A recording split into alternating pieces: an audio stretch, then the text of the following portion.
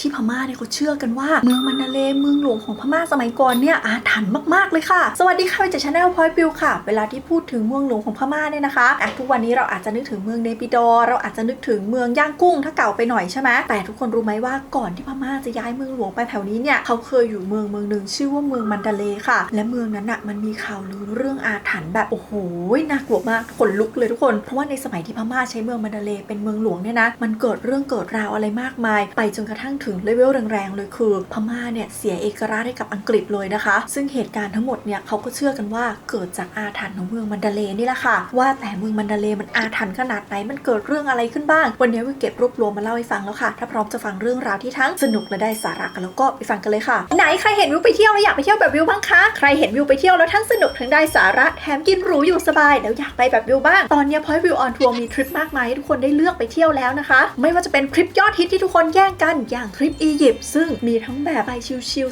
สบายๆตั้งแต่อียิปต์เหนือจดใต้รวมไปถึงทริปไฮไลท์อียิปต์รีบไปรีบกลับแต่เที่ยวไฮไลท์ครบๆใช้เวลานิดเดียวก็ไปเช็คอินหน้าพีระมิดได้แถมยังมีทริปรัสเซียที่บอกเลยว่านี่คือทริปที่หรูที่สุดของ Point View on Tour กินหรูอยู่ดีกินมิชลินสตาร์ฟังประวัติศาสตร์ไปด้วยเพลินในทุกรูปแบบนี่ยังไม่นับทริปอื่นๆอีกมากมายนะเคยเห็นรายการ Point View on Tour ไปถ่ายที่ไหนเตรียมเจอประสบการณ์ Point View on Tour แบบที่ตามไปได้ด้วยตัวเองได้เลยค่ะอยากรู้ว่าตอนนี้เรามีทริปไหนเปิดบ้างนะคะสามารถอัปเดตได้ที่ www.pointviewontour.com ค่ะรีบหน่อยนะคะทุกคนเพราะว่าแต่ละทริปเต็มเร็วมากแล้วอย่าลืมไปเที่ยวแบบทั้งสนุกและได้สาระกินหรูอยู่สบายเพราะวิวอยู่ได้ทุกคนก็อยู่ได้ไปพร้อมกับวิวค่ะถ้าใครจำคลิปที่วิวเคยเล่าเรื่องการล่มสลายของราชวงศ์พม่าได้เนี่ยนะจะรู้ว่าโอ้โหตอนช่วงท้ายๆของราชวงศ์พม่านี่มีความโหดร้ายมีอะไรเกิดขึ้นมากมายมีเรื่องราวเกิดขึ้นมากมายเต็มไปหมดนะคะส่วนใครที่จำไม่ได้ขอเล่ารีแคปสั้นๆให้ฟังว่าเรื่องราวเหล่านี้มันเกิดขึ้นในเมืองมันดาเลย์เมืองหลวงแห่งสุดท้ายของพม่าก่อนที่จะเปลี่ยนแปลงการปกครองไปอยู่ภายใต้การปกครองของอังกฤษค่ะตอนนั้นเนี่ยคนที่ปกครองพม่าคือราชวงศ์คองบองใช่ไหมคะแล้วในสมัยนั้นเนี่ยนะก็มีบันทึกเอาไว้เลยบอกว่าเกิดเหตุอัปมงคลต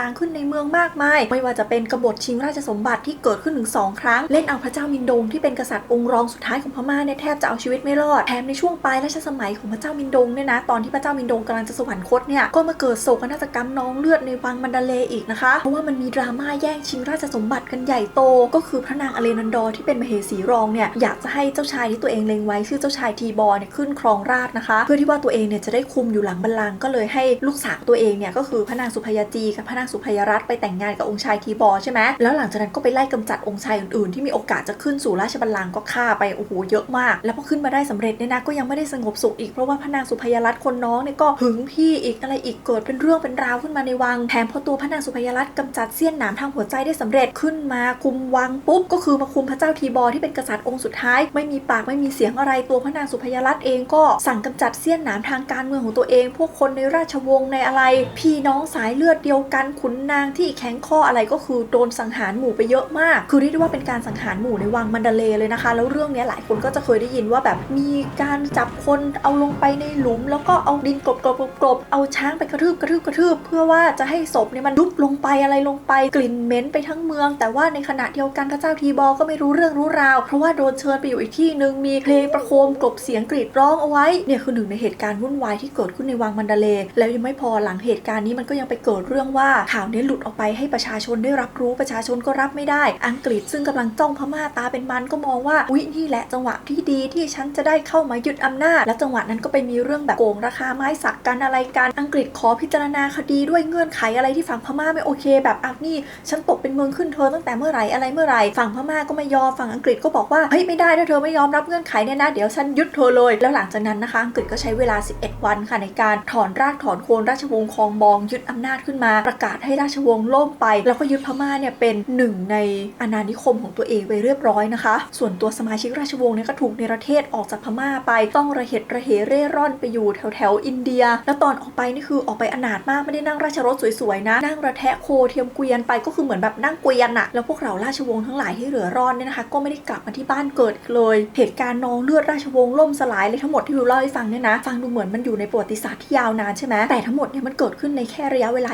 28 ปีที่ย้ายจากเมืองอมรปุระมาอยู่ที่เมืองมันดาเล ย์ใน28ปีนี้นองเลือดกันขนาดนี้แล้วยังส่งผลไปต่อแบบหลังจาก28ปีนี้หลังจากพระราชวงศ์พม่าล่มสลายไปแล้วเนี่ยนะคะยังมีเรื่องว่าอังกฤษเนี่ยไประเบิดพระราชวังมันดาเลย์ทิ้งแล้วก็งัดแงะพวกสมบัติล้ำค่าอะไรต่างๆกลับประเทศไปจนพระราชวังมันดาเลย์นี่ไม่เหลือซากเลยที่เราไปเที่ยวกันได้ทุกวันนี้คือสิ่งที่เขาสร้างขึ้นมาแบบทดแทนเพื่อเป็นอนุสรณ์สถานประมาณว่ามันเคยหน้าตาเป็นแบบนี้นะเนี่ยในระยะเวลาอันสั้นเนี่ยนะเมืองมันดาเลย์ก็คือทั้งนองเลือดพระราชวังราบเป็นหน้ากลองทั้งไม่เหลืออะไรเลยนะคะมันก็เลยไม่แปลกค่ะที่มันมีคนจำนวนมากในเชื่อว่าตัวเมืองมันดาเลย์เนี่ยมันจะต้องมีอาถรรพ์อะไรบางอย่างแน่ๆมันถึงทำให้คนที่มาอยู่เนี่ยชิบหายได้ขนาดนี้นะคะซึ่งเอาจริงๆความเชื่อเรื่องนี้ก็แอบ make sense นิดนึงทุกคนเพราะว่าหลายๆคนฟังไปอาจจะรู้สึกว่าแบบ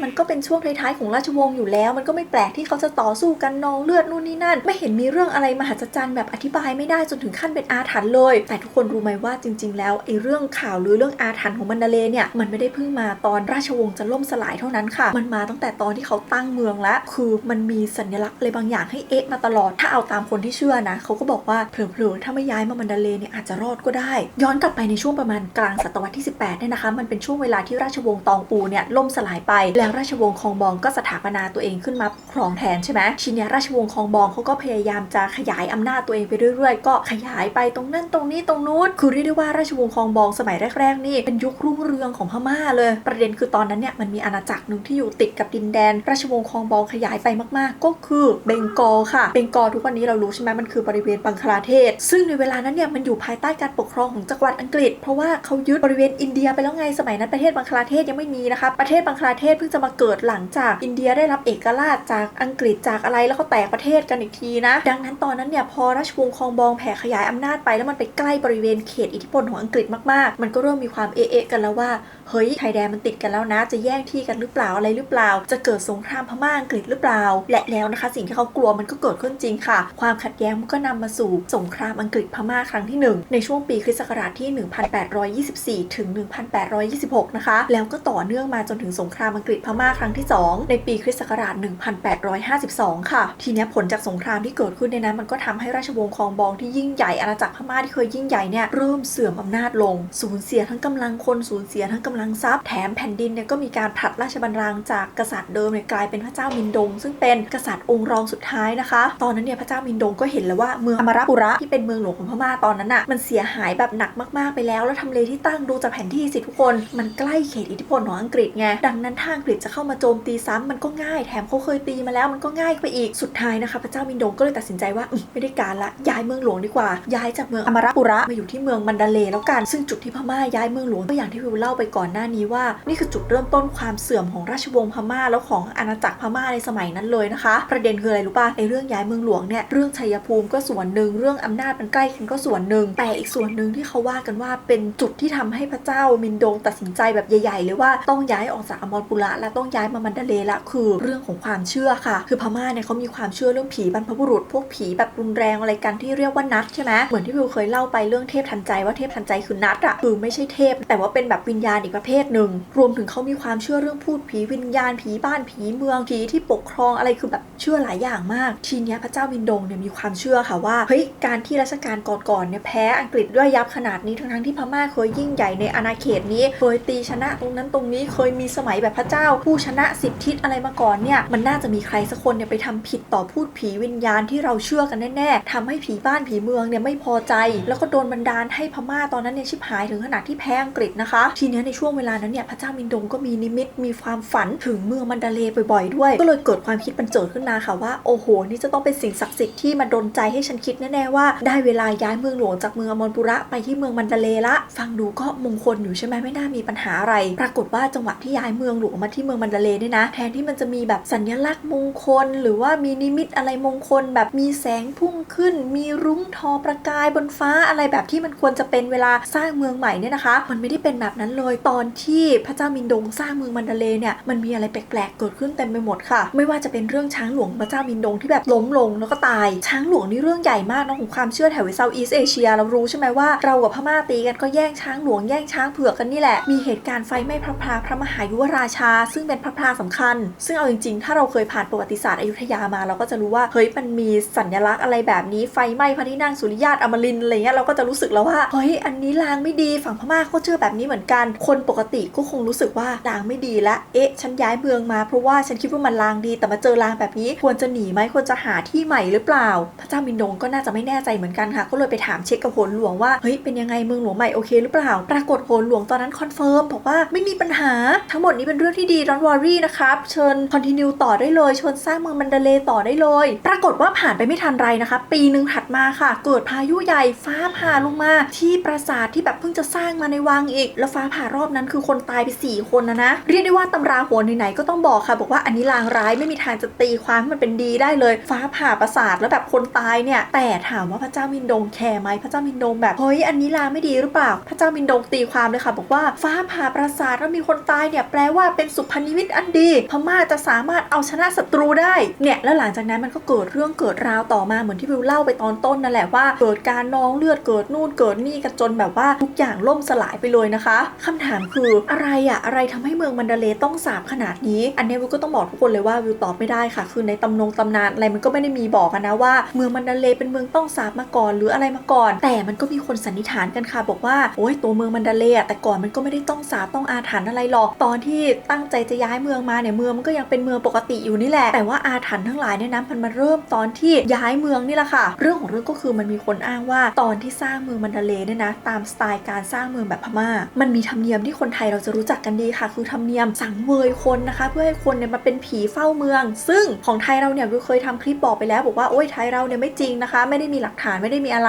เป็นแค่ข่าวลือทีเนี้ยฝั่งพม่าบันทึกเอาไว้ลือหนักกว่าไทยอีกบอกว่าเขามีพิธีกรรมเป็นธรรมเนียมโบราณเลยว่าตอนจะสร้างเมืองเนี่ยต้องขุดหลุมเพื่อวางเสาเข็มวางเสาหลักเมืองวางอะไรใช่ไหมตอนนั้นนะพระเจ้ามินดงก็ทำตามธรรมเนียมนะคะสั่งให้จับคนมาทั้งหมด52 คนเป็นคนที่เกิดตามฤกษ์ตามวันที่กำหนดคือต้องเป็นวันเสาร์กับวันอังคารเพราะถือว่าดวงแข็งที่สุดถ้าเป็นผู้ชายเนี่ยต้องเป็นคนที่ไม่มีรอยสักส่วนถ้าผู้หญิงเนี่ยต้องเป็นคนที่ไม่เจาะหูจากนั้นนะก็เอาคน52 คนนี้ไปใส่ไว้ตามหลุมที่กำหนดเอาไว้บริเวณประตูเมือง12 ประตูหลุมละ3 คนบริเวณท้องพระโรงที่จะออกว่าราชการอีก4 คนนะคะส่วนที่เหลือก็ไว้ตามที่ต่างๆกระจายตามพระราชวังหลวงเนี่ยจนครบพื้นที่หลังจากนั้นก็เหมือนเรื่องอินจันทร์มั่นคงของไทยนั่นแหละคือให้ลงเสาเข็มเลยนะคะเพื่อให้ดวงวิญญาณของคนที่ตายตรงนั้นน่ะอยู่เป็นเทพประจำเมืองไปนะคะแล้วคนพวกนี้เขาก็เชื่อว่าจะคอยปกป้องชาวมันดาเลย์เนี่ยให้พ้นจากข้าศึกศัตรูค่ะซึ่งเขาก็เล่ากันอีกนะบอกว่าเนี่ยจริงๆแล้วก่อนที่จะทำเนี่ยนะทางฝั่งพระสงฆ์ทางฝั่งอะไรก็พยายามจะห้ามกันหลายคนบอกว่าไม่ต้องทำตามหลักพุทธศาสนาที่นับถือกันเนี่ยทำแบบนี้คือไม่ใช่ป้องกันเมืองเป็นการสร้างบาปกรรมหนักกว่าเดิมอีกแบบได้โปรดอย่าหาทำเลยนะคะแต่พระเจ้ามินโดงไม่ฟังค่ะเพราะว่าพระเจ้ามินโดงเนี่ยเชื่อคติพราหมณ์มากกว่าคือฝั่งพราหมณ์เขาต้องมีการสังเวยมีการเส้นอะไรกันไงแถมโหนหลวงที่รับราชการอยู่ตอนนั้นน่ะก็ไปทางพราหมณ์กันหมดนะคะเป็นโหนมาจากอินเดียจากอะไรก็เลยแบบไม่มีใครห้ามใครพิธีกรรมสุดโหดนี้ก็เลยเกิดขึ้นค่ะซึ่งคนเขาก็ว่ากันว่านี่แหละพวกวิญญาณพวกนี้ที่ฝังเอาไว้เพื่อให้มาเป็นผีปกป้องบ้านปกป้องเมืองเนี่ยแต่ไปฝังเขาแบบไม่ได้เต็มใจไงเขาก็เลยกลายเป็นผีที่โกรธแค้นแล้วก็สาปแช่งเมืองมันดาเลย์นะคะเมืองมันดาเลย์ก็เลยกลายเป็นเมืองต้องอาถรรพ์แล้วก็เกิดเรื่องแปลกๆมากมายแบบที่วิวเล่าให้ฟังนี่แหละค่ะซึ่งต้องการดอกจันใหญ่ไว้ตรงนี้นะคะทุกคนว่าเรื่องพิธีกรรมฝังคนทั้งเป็นเนี่ยเขาอ้างกันว่ามาจากพงศาวดารพม่าแต่ว่าวิวไปตามหาอยู่หลายฉบับแล้วก็ไม่เจอเหมือนกันนะแต่เรื่องพวกปรากฏการณ์แปลกๆในเมืองมันดาเลย์เช่นฟ้าฝนฟ้าผ่าอะไรเงี้ยเจอนะคะดังนั้นก็ไม่รู้เหมือนกันว่าเรื่องฝังคนเนี่ยเป็นข่าวลือหรือเป็นอะไรแต่เอาว่าเขาก็เล่ากันมาแบบนี้อย่างไรก็ตามค่ะทุกคนจะบอกว่าเรื่องการฝังคนเนี่ยเป็นไปไม่ได้แบบไม่มีจริงหรอกเหมือนของฝั่งไทยเนี่ยก็อาจจะไม่ได้พูดได้ขนาดนั้นนะคะเพราะถ้าเราไปดูความเชื่อพม่าเนี่ยแต่ไหนแต่ไรเนี่ยพม่ามีความเชื่อเรื่องการตายโหงอยู่แล้วก็เหมือนกับที่วิวเล่าไปเรื่องผีนัดเรื่องผีเทพทันใจอะไรเนี่ยแหละว่าพม่าเนี่ยเขาเชื่อว่าการตายโหงเนี่ยจะทำให้วิญญาณนั้นกลายเป็นวิญญาณที่ศักดิ์สิทธิ์จะกลายเป็นผีบรรพบุรุษกึ่งผีกึ่งเทพที่เขาเรียกว่านัดนี่แหละค่ะแล้วนัดเนี่ยก็มีหน้าที่คอยดูแลคอยปกป้องสถานที่อยู่ละถึงรากฐานเรื่องพิธีการสังเวยคนเรื่องอะไรอาจจะไม่ได้มาจากเรื่องแบบรากฐานความเชื่อผีนัดโดยตรงนะแต่เอาว่ามันพอมีความเชื่อเรื่องนี้มาตั้งแต่ยุคก่อนหน้าอยู่แล้วนะคะดังนั้นถามว่ามีความเป็นไปได้ไหมก็มีความเป็นไปได้แต่จริงไหมอันนี้เราก็ยังไม่รู้ค่ะก็ได้แต่รู้ว่า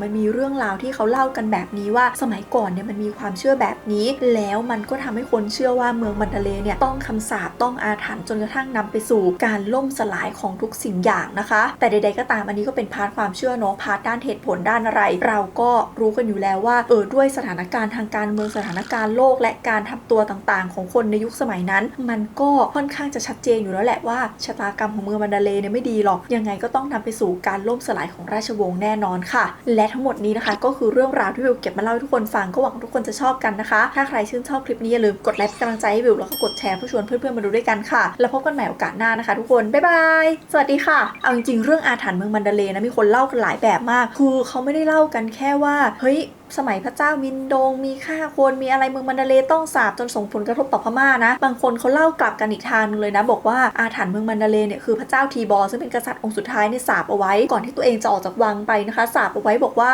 ใครที่เข้ามายึดครองวังมันดาเลย์ของพระองค์เนี่ยจะไม่สามารถยึดครองได้นานแล้วก็ต้องเจอกับแบบจุดจบอันเลวร้ายกับอะไรซึ่งคนเขาก็เล่าลือกันบอกว่าเนี่ยหลังจากนั้นไม่นานเนี่ยหลังจากที่ยึดวังพม่าได้ไม่นานจักรวรรดิอังกฤษก็ล่มสลายตามไปจนต้องคืนเอกราชให้กับพม่าคืนเอกราชให้กับอินเดียกับอะไรแล้วทุกวันนี้ก็เหลือแค่เป็นสหราชอาณาจักรไม่ได้เป็น British Empire ที่ยิ่งใหญ่อีกต่อไปนะคะแต่ใดๆก็ตามอันนี้ก็เป็นเรื่องของความเชื่อนะก็อยู่ที่ว่าใครจะตีความอะไรยังไงค่ะเพราะว่าในช่วงเวลานั้นก็มีข่าวลือมีความเชื่อมีอะไรเยอะเหลือเกินมีตั้งแต่เรื่องนี้ไปจนถึงเรื่องแบบหงามุกอัญมณีต้องสาปอะไรอีกนะคะซึ่งวิวก็เคยเล่าไว้แล้วสามารถย้อนไปฟังได้ค่ะสำหรับวันนี้ลาไปก่อนแล้วกันนะคะทุกคนบ๊ายบายสวัสดีค่ะ